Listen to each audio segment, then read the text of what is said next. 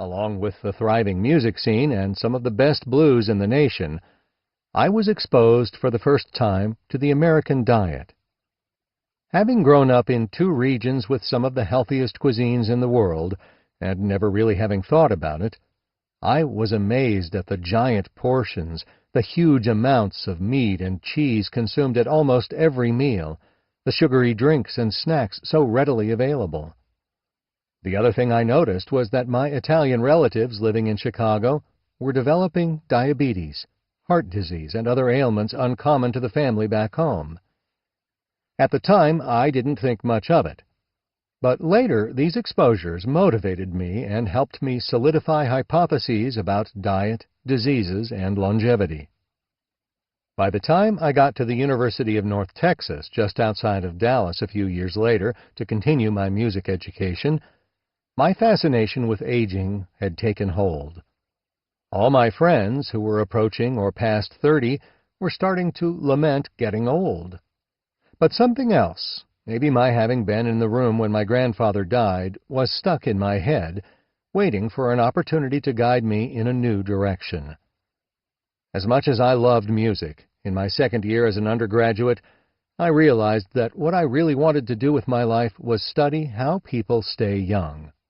So I moved to the biochemistry department to begin studying aging. 4 years later, I entered one of the best programs for the biology of aging, the pathology PhD programs at the University of California, Los Angeles, and the laboratory of Roy Walford, M.D., who at the time was the world's leading expert on nutrition and longevity, a field that was just beginning to come into its own. The rest is history. I have now been researching healthy longevity for more than 30 years, studying the links between nutrition and the genes that regulate cellular protection and regeneration. The longevity diet collects what I have learned and puts it into a simple program anyone can live by.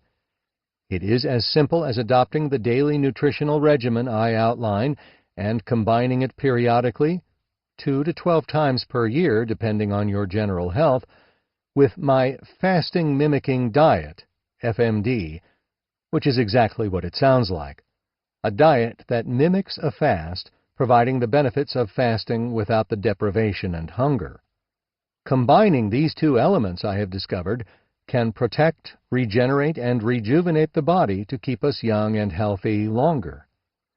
This is achieved in part by turning back the biological aging clock, which means that these diets can be adopted by relatively young people to help delay aging and prevent disease, and also by older individuals to help them return to a more youthful state. The FMD is also clinically proven to stimulate the loss of abdominal fat while conserving muscle and bone mass. These benefits are generated by switching on the human body's own remarkable ability to activate stem cells and regenerate parts of cells, systems, and organs, leading to a reduction of risk factors for many diseases. In the chapters that follow, I will explain first why it works, then how it works. I will also explain how we took advantage of scientific and clinical experience to make nutritional strategies safe and feasible while minimizing the need for drastic dietary changes. Our dietary interventions are now recommended by thousands of doctors in the United States, Europe, and Asia. Among other things that I believe set this book apart from the thousands of other diet and wellness books out there is that it is based on a solid multidisciplinary foundation. We are constantly bombarded with new science that demonizes or exalts one food or another. For this reason, I devised a methodology that would ensure the widest possible scientific basis for my recommendations. I call this method the 5 Pillars of Longevity. These pillars do not refer to specific interventions such as diet and exercise, but to 5 disciplines that provide the foundation for my nutrition program. 1. Basic juventology research. Juventology, as I will explain, is the science of staying young. 2. Epidemiology. 3. Clinical studies. 4. Studies of centenarians. And 5. The understanding of complex systems, like cars, for example.